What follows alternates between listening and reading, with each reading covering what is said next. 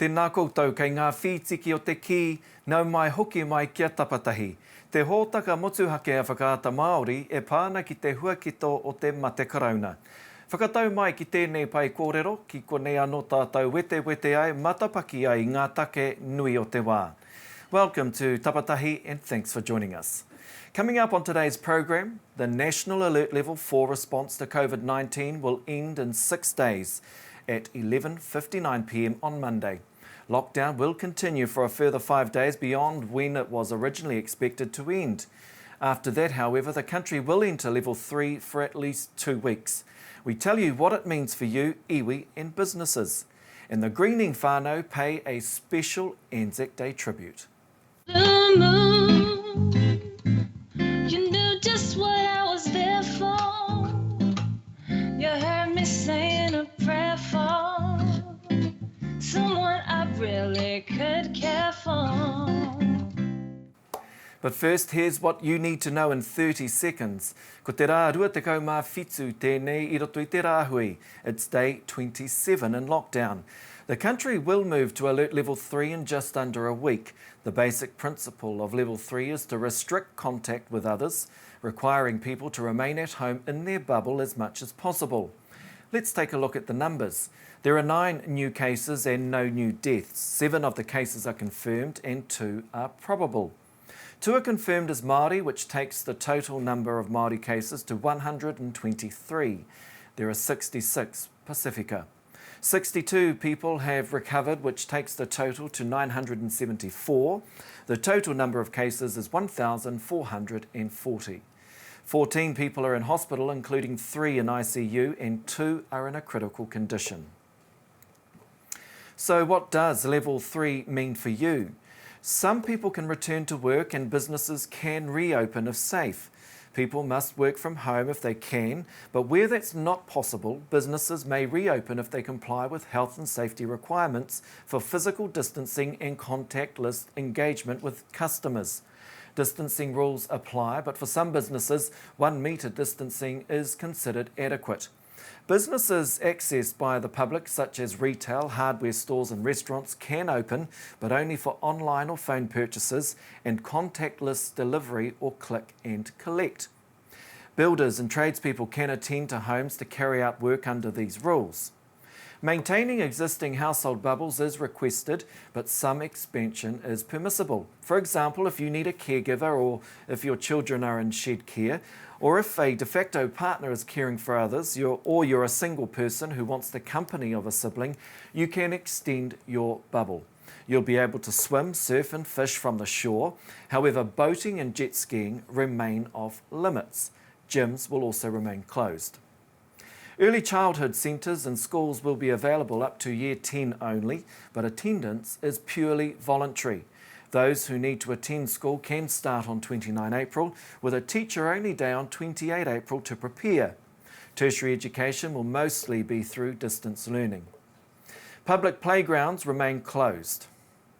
Travel restrictions remain but move from local to regional. You can't travel to another region for recreation or work unless you're an essential worker. Mass gatherings remain banned. Tangi and weddings will be able to go ahead but limited to services only with a maximum of 10 people. No hakari or kai can take place. The social distancing 2 metre rule obviously still applies. Well, people who are craving their favourite takeaway or a restaurant meal will be able to indulge again from Tuesday next week. But there are still many restrictions to meet the no contact criteria. Kai can be ordered by phone or online and will either be delivered or collected from the curbside. Those hoping for full dine-in service will have to wait a little longer.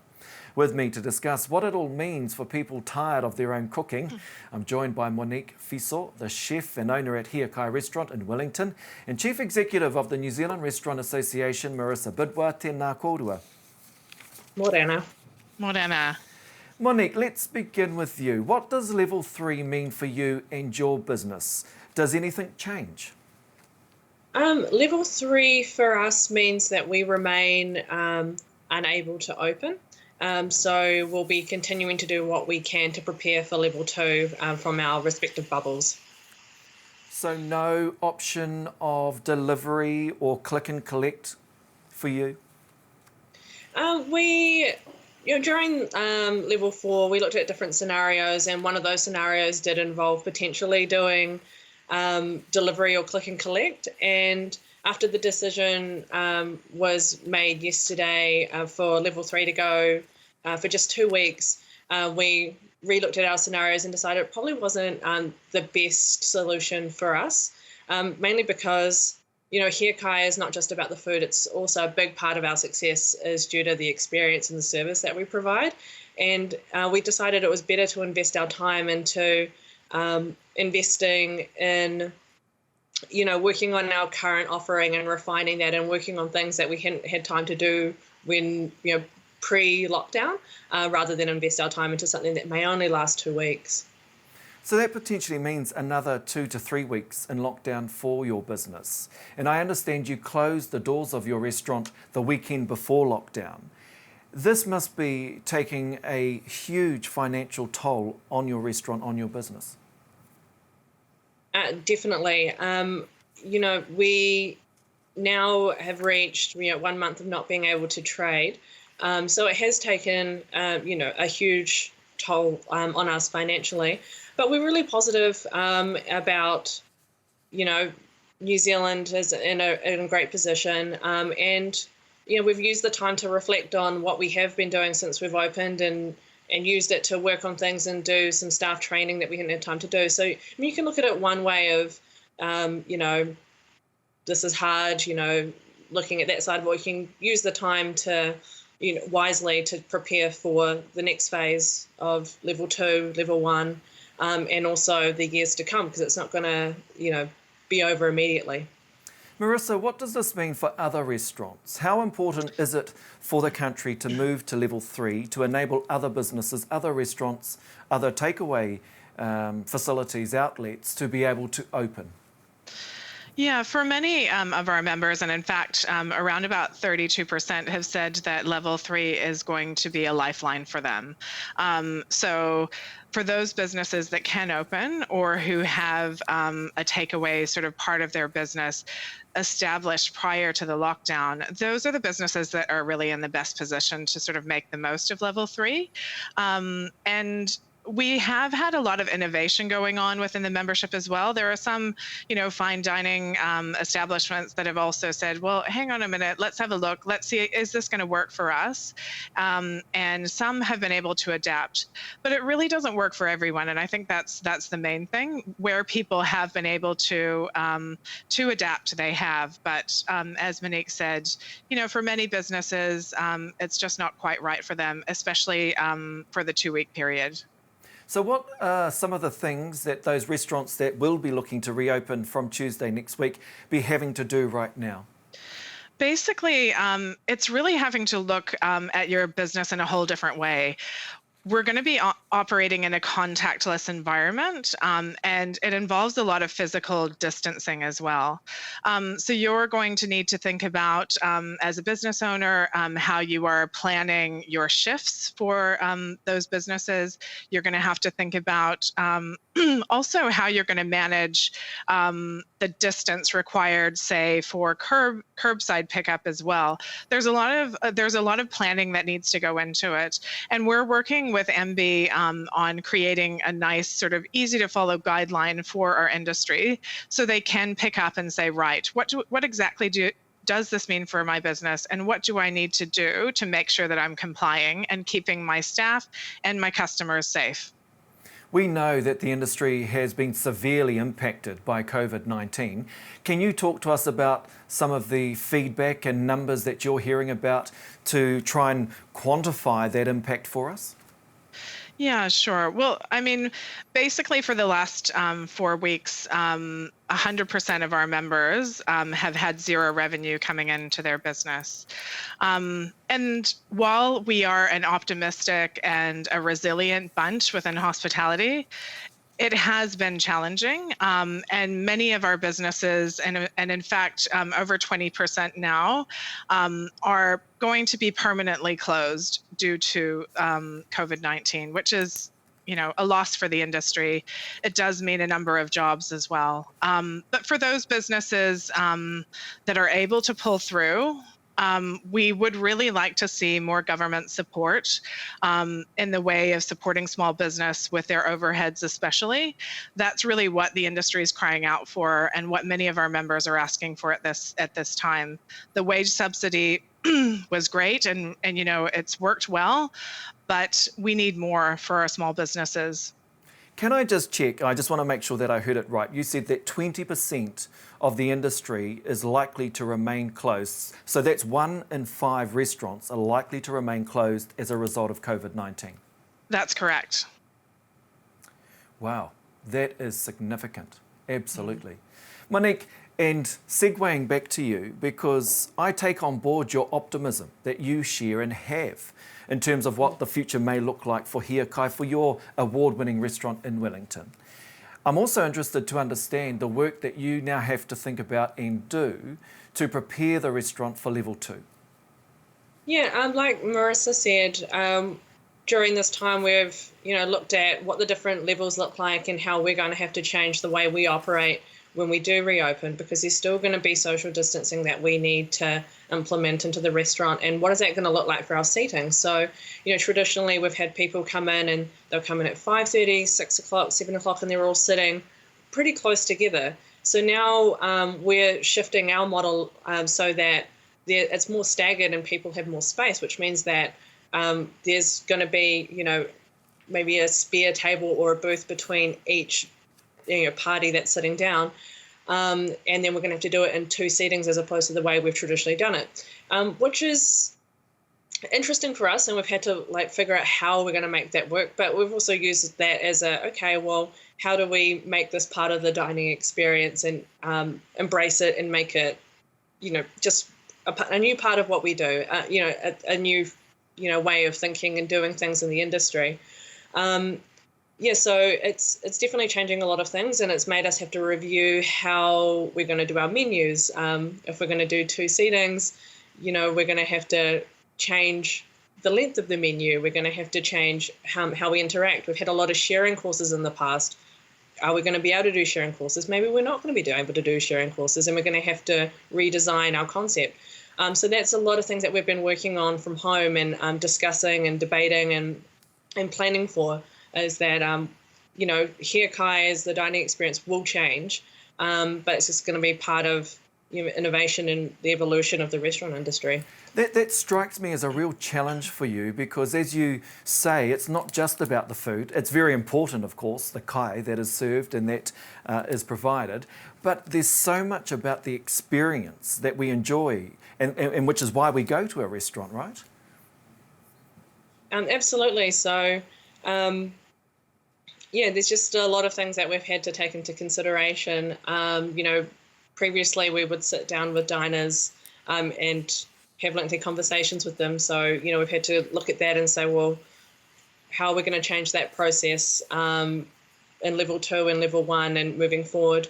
You're just tweaking things and just trying to take it, have a positive attitude about it and just embrace the change.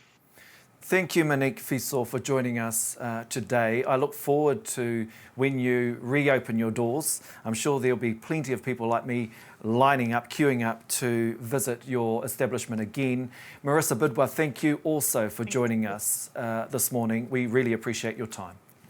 Thank you. Thank you very much. Well, if you're having a bad hair day, you're not alone. Of course, I'm not talking about myself. Hair salons and barber shops are shut, and even under alert level 3, they won't open anytime soon due to the close contact hair cutting requires. With me are the stars of Māori television's The Barber Shop to talk about how they're coping without their customers. Paleti Oli is the barber and his wife Jonique runs the business. Tēnā kōrua, thank you both for joining us this morning. Tēnā koe. Good. What has lockdown meant for you? Also, for our business, obviously being one of the last in the industry to reopen, it's really made us think about how we are going to plan moving forward in reopening our business and what it means for our staff and for ourselves at the same time. It has been quite difficult. The unknown has been the most difficult about reopening our shop and what it means for our business coming out of COVID. Talk to us about your business. How many staff do you employ, and what have you had to do with them during lockdown?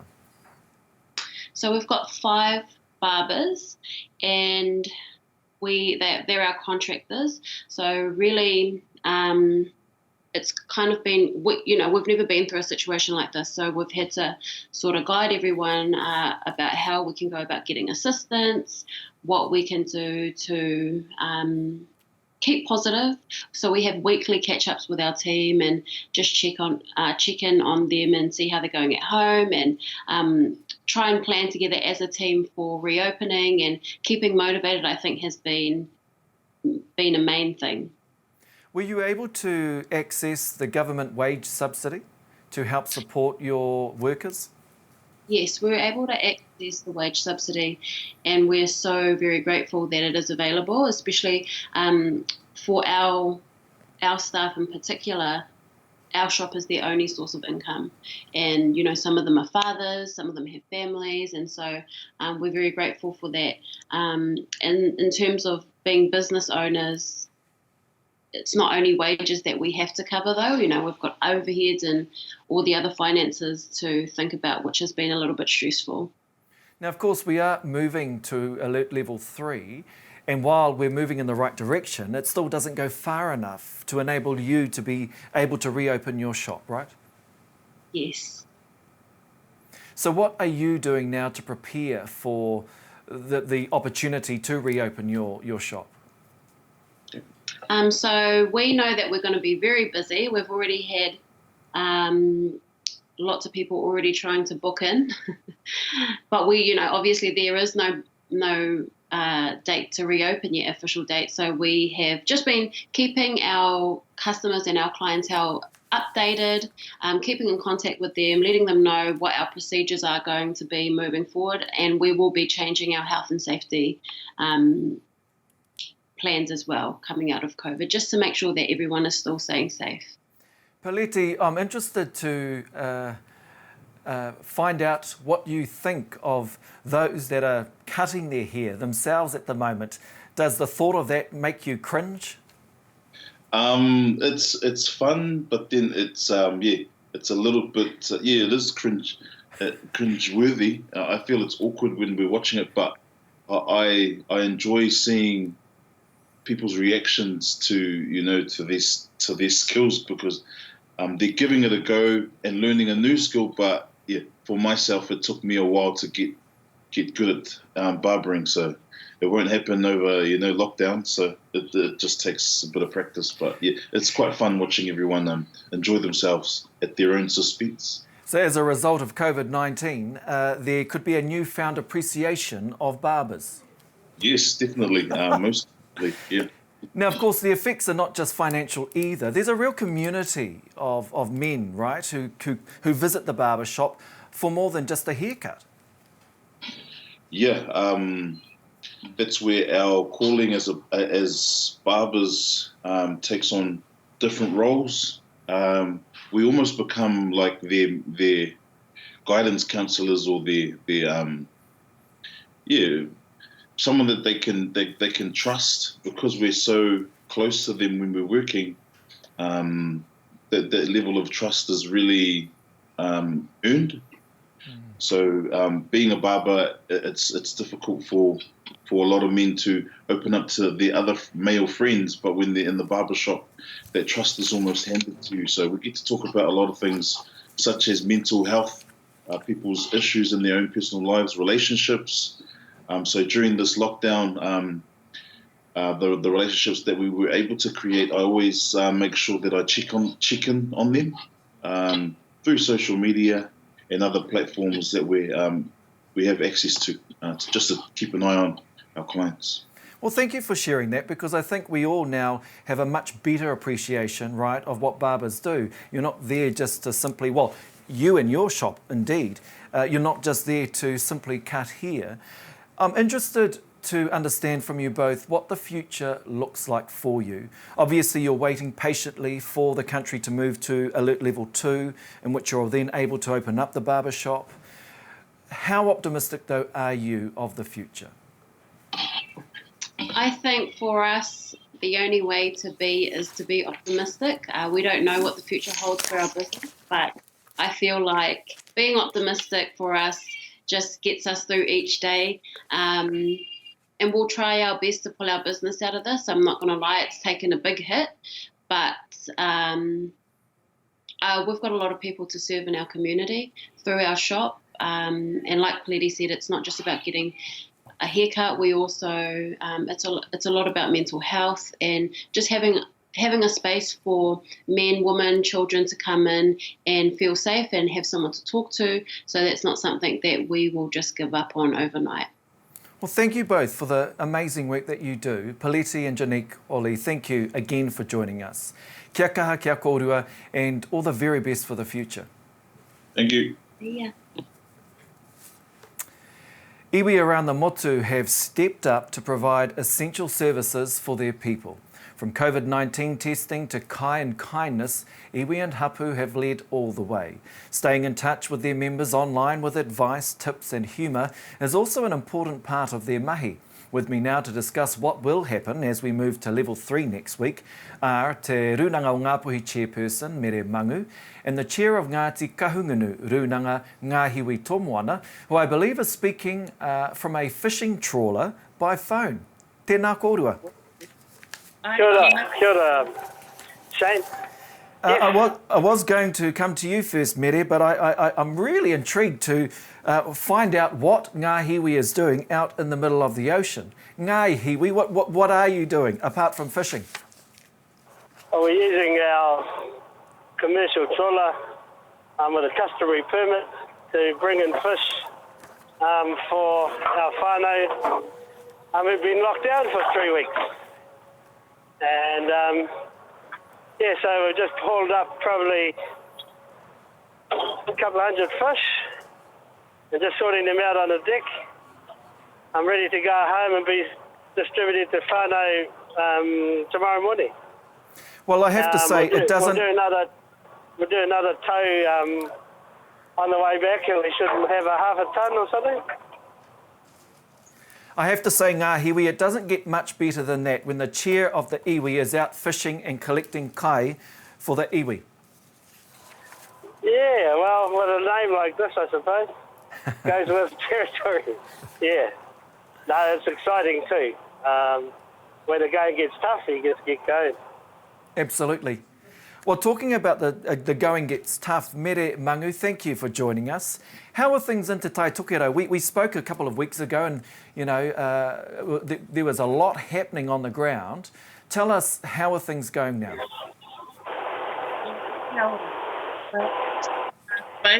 Today is a beautiful day because there is rain, and we've had rain on and off because whilst COVID-19 has forced us to stay inside, we are still dealing with the drought.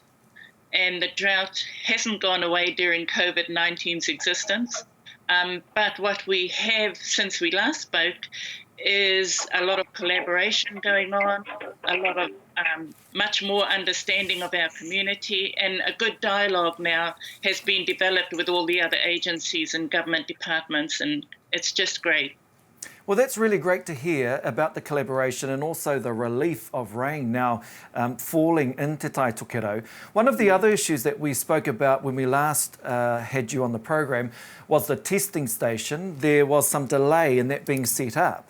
But I now understand that the figures suggest that Te Tai Tokerau is one of the best areas for testing, especially for Māori.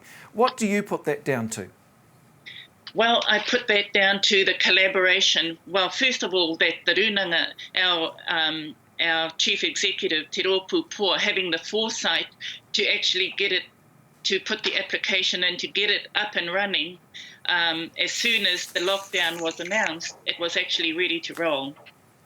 The hesitation was because of the of the DHB not forwarding the finances to make it happen on the day that we had predicted we would be open.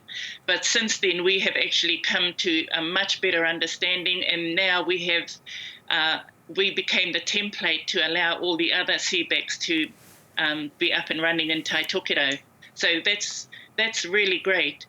But in terms of testing, it's interesting that the national DHB figures that have been released put the Māori population as being tested at 15%, whereas in our own Kaikohe testing station alone, we have tested 85% of the Māori population in our area. And so what it tells me is that nationally, Māori are not being tested enough. Because if our one station can produce 85% of our Māori population in Tai Tokerau or around Kaikohe, around this mid-north area, willing and coming to be tested, then it means that we're doing well with our Māori population locally, but nationally there's still that inequality about the testing of Māori. Well, it does suggest that, and congratulations to you in Te Tai Tokerau for being able to achieve that. I just want to go back out to sea now, if I can. Ngāhiwi, I hope that you're still on the line with us. Mere Mangu talks about collaboration. There's been a lot of collaboration happening in Ngāti Kahungunu, and I think that you and I are supposed to be on a phone conference right now with other iwi leaders. But talk to us about the collaboration that's happening within Kahungunu.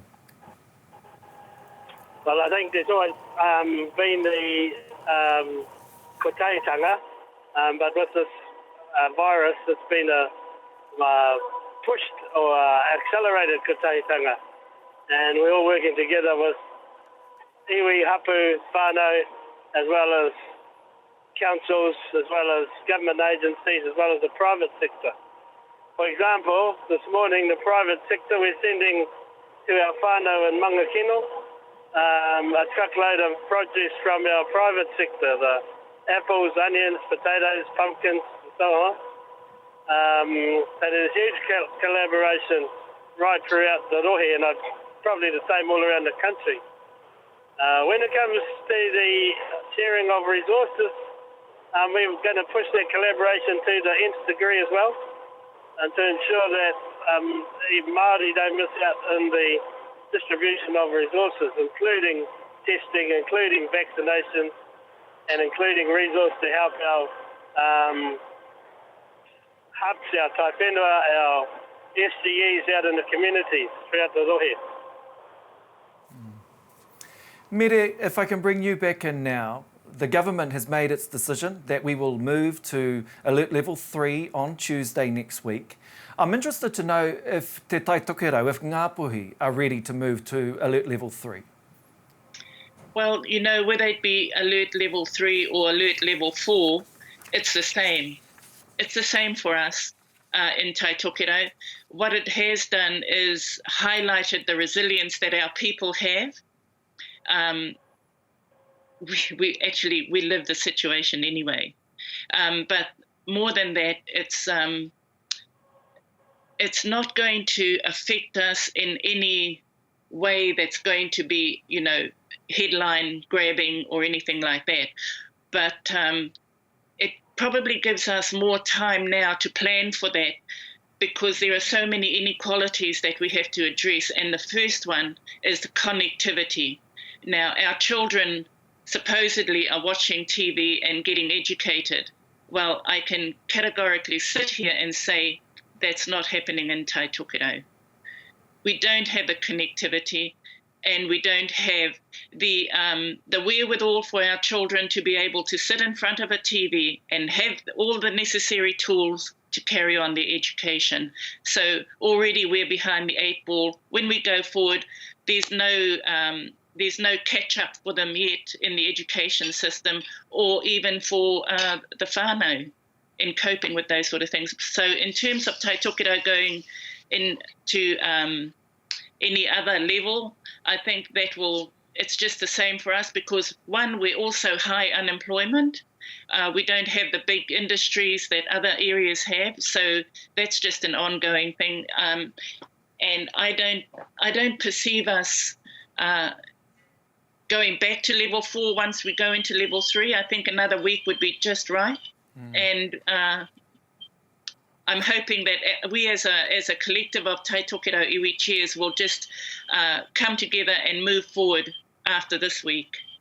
Hoi anō kei aku rangatira e mihi nui atu ana mātou kia kōrua, mō kōrua I whakawātea I a kōrua anō, I tua whenua, I te moana, I tēnei ata. Hoi anō e mihi ana ki te pai me te kounga me te nui te rangatira o ngā mahi e oti ana I o tātou iwi mo te paenga o ngā iwi hurino. Nō reira tēnā kōrua. Tēnā koe. Tēnā koe ngāhiwi. Ka pai. Kura kaupapa, ko hangareo and early childhood education, ECE, have all had to learn to adapt to online learning with yesterday's announcements confirming we will move to level 3 from midnight on Monday. With whānau heading back to mahi, ECE will need to make sure they're prepared for tamariki returning to their kura. Well, with me to unpack this kōrero is tumuaki of Te Kōhau Health ECE in Kirikiriroa, Tere Gilbert. Tēnā koe, Tere. Tēnā koe, Shane. Thank you for joining us. After the announcement that's been made, what does level 3 look like for you? For our puna and kōhunghunga in Kirikiriroa, that means a little bubble. And looking at what the government put out yesterday, the Ministry of Education, if whānau can still stay at home, then stay at home. If you're an essential worker and have to go back to work and you have no care for your tamariki, then in our small bubble, we'll try to support you. So can I confirm you will be reopening next week? At this stage, that is on the cards. What we haven't got is more detail yet. So we've had a bulletin from the Ministry of Education, but unpacking that bulletin, we need to see what the detail of that is. Because like all early childhood centres, we will have staff that are compromised. We have rules we must adhere to in terms of having enough qualified staff on the ground. Although we're a puna reo, we're not under the Kohanga Reo National Trust, so we are more a community-based service. As tumuaki though, how are you feeling personally? Are you comfortable with reopening? I've heard a lot of different feedback from ECE providers, ko hunga, ko hangareo, puna reo, who are feeling a bit uneasy about reopening their doors. So I'm interested to understand how you're feeling. I think tuatahi, I'd like to help our whānau get back into their paid employment. And if that means that some of them have to have their tamariki attending, we could do that on a very small scale. And this is my own opinion. My staff are still digesting the information that came out last night. So this is my own opinion. I'd like to see somehow that we can support those that need to be actually back in the workforce, earning to provide for their whānau. I'd like to see us trying to support them. How many staff do you think you'll be inviting back in to look after the small bubble that you're talking about? 4 to 6. And you say that they're still digesting the news and what that may mean for them.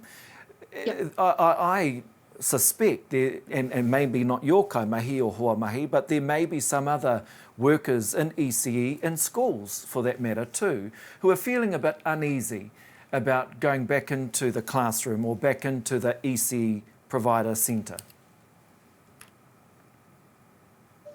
Yes, there definitely are. I think one thing we've got to be realistic about, ko te mea whakatipu, whanaungatanga I a mātou tamariki ko te aroha. Me pēhe te tuku I te aroha, me ka noho wehe, ka re he tikanga tira, so realistically, I think we will still be using aroha as the means to hono to our tamariki. Aroha comes from, having that poho, having those ringa atawhai, and that's the reality of having young tamariki in our miru, let's say. Now, I understand some of your whānau have been using lockdown to express their innovation, and I think we've got something that we're going to play now. Tomato. Himine. Moti nei ata. Komakurapia. Makurapia. Makitopia. Makikore. Yafine.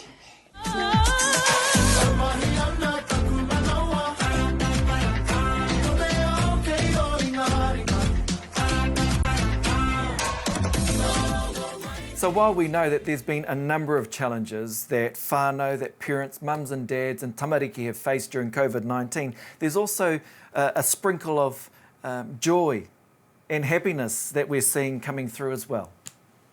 Yes, my staff have been awesome. They set up a wharangi pukamata to interact with the whānau, because we've got quite a lot of whānau.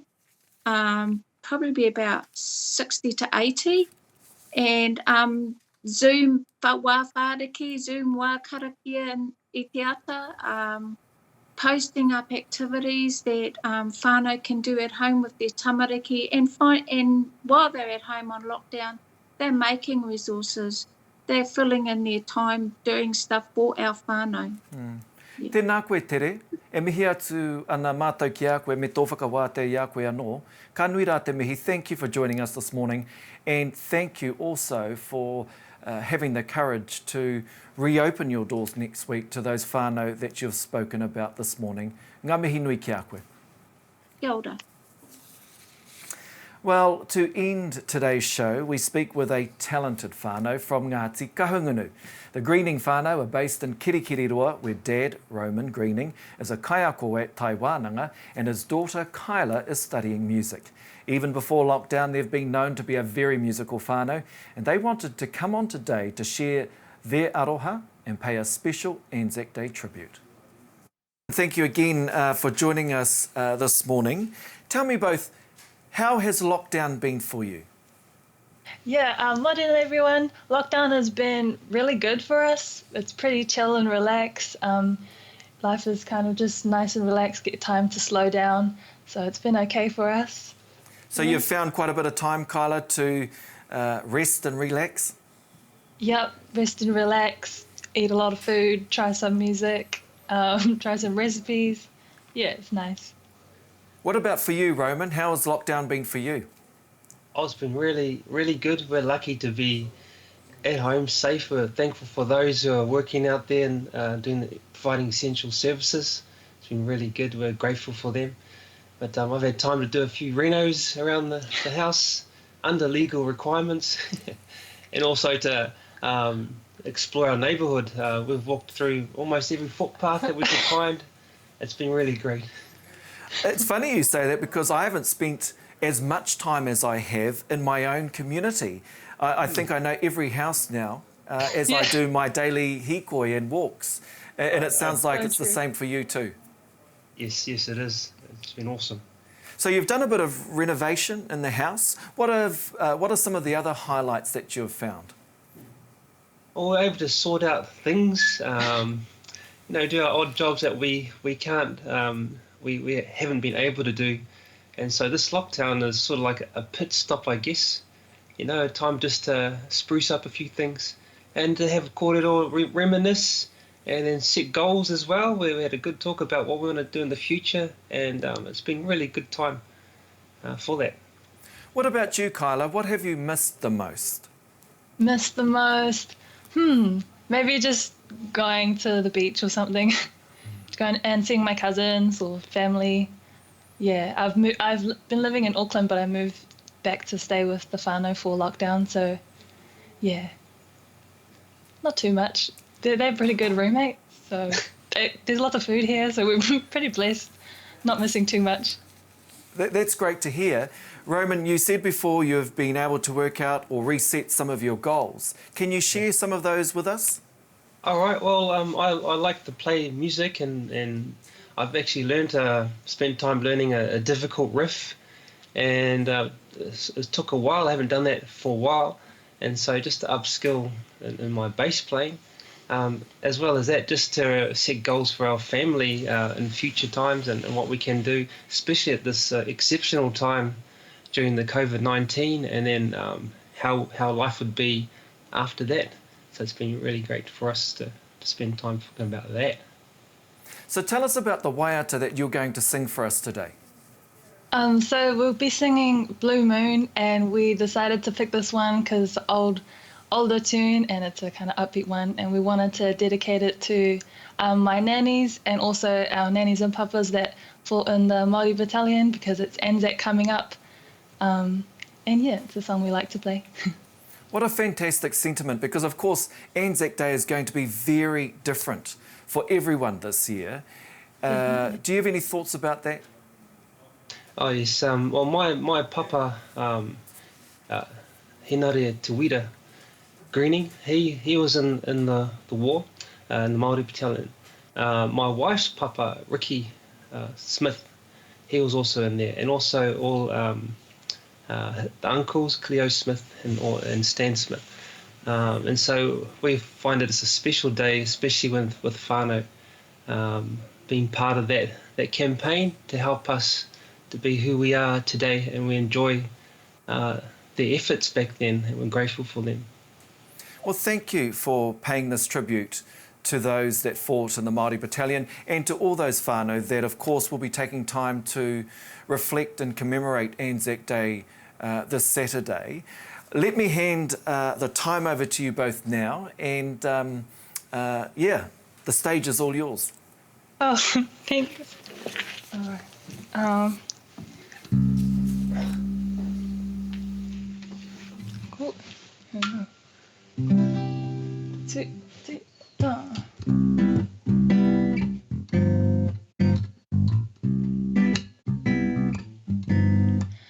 Blue moon, you saw me standing alone, without a dream in my heart, without a love of my own. Blue moon, you knew just what I was there for.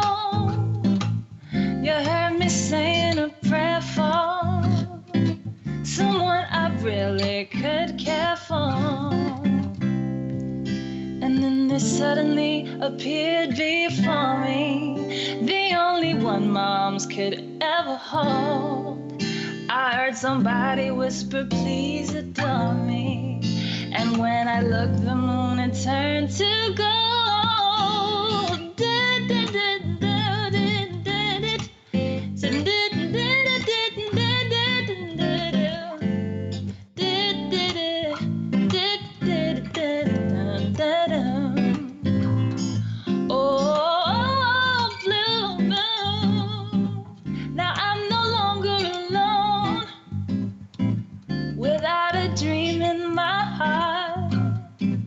Without a love of my own. Blue moon, blue moon, blue moon, yeah.